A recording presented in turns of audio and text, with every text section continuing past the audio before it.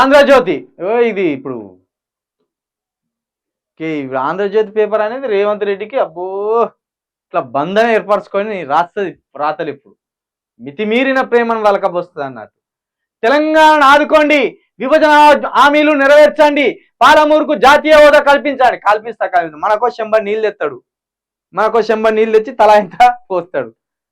అప్పుడు కొత్తగా అమరావతి రాజధాని ప్రారంభోత్సవం అదే శంకుస్థాపన ఉంటుంది కదా, దానికి ఆ భూమి పూజకి వచ్చిండు. ఏం తెచ్చిండు అంటే చెంబడి నీళ్ళు తెచ్చిండు, 2 పాచిపోయిన లడ్లు తెచ్చిండు. ఢిల్లీ నుండి ఏం తెచ్చిన మోడీ అంటే చెంబడి నీళ్ళు తెచ్చిండు, 2 పాచిపోయిన లడ్లు తెచ్చిండు. పాచిపోయిన లడ్లు తెస్తావా అని ఒర్రిన మన పవన్ కళ్యాణ్ ఏమో పోయి సాగిలా పడ్డాడు, మళ్ళీ ఆయనతోనే తిరుగుతాడు. ఇక మనకు అడిగితే వాళ్ళకి చెంబడి నీళ్ళు తెచ్చిండు, కానీ మనకు శంషాన్ నీళ్ళే తెస్తాడు.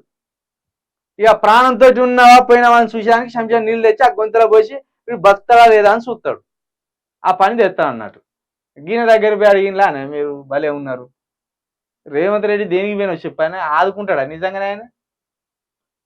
ఇవన్నీ చదువుకొచ్చినాయి, ఏమున్నది ఇలా.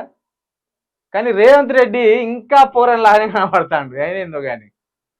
ఇంకోటి ఏంటంటే ఆయన స్టైల్ మారతలేడు, ఇక్కడ దాకా మలుస్తాడు అంగి, కొంత పోరన్లాగానే ఉంటాడు, యువకుని లాగానే ఇంకా ఉంటుంది ఆయన చేష్టలు. మోడీ మాత్రం దేవుడి స్థానానికి వెళ్ళిపోయాడు.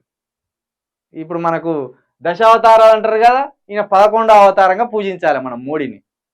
దేవుడు, కొత్త దేవుడు మన దేశానికి, కొత్త దేవుడు అన్నట్టు. ఈ కొత్త దేవుడు ఏంటంటే పూల రంగట్ట, కొత్త డ్రెస్సులు, కొత్త ఇద్దెలు పడతా అంటాడు. ఇక గుబురు గడ్డ మొన్నటిదాకా ఇటు దాకా పెంచిండుగా, ఇప్పుడు కొంచెం ట్రిమ్ చేసిండు అన్నట్టు.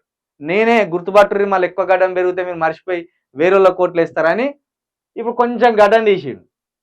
ఇదేం చేస్తాడంటే ఎలక్షన్ల నాటికి అవసరమైతే వెంకటేశ్వర స్వామి వేషం ఎత్తాడు, లేకపోతే శ్రీరాముని వేషం ఎత్తాడు, వేసేసి మళ్ళీ అట్లా బొలత కొట్టిస్తాడు మనుషుల. ఇక ఆ వేషాలు కడతాడు అన్నట్టు. చూద్దాం ఈసారి ఎన్ని వేషాలు కట్టినా జర భారతదేశం మంచిగా ఉండాలంటే ఈ దరిద్రం పోవాలి. ఆ దరిద్రం పోతేనే భారతదేశం మంచిగా ఉంటుంది.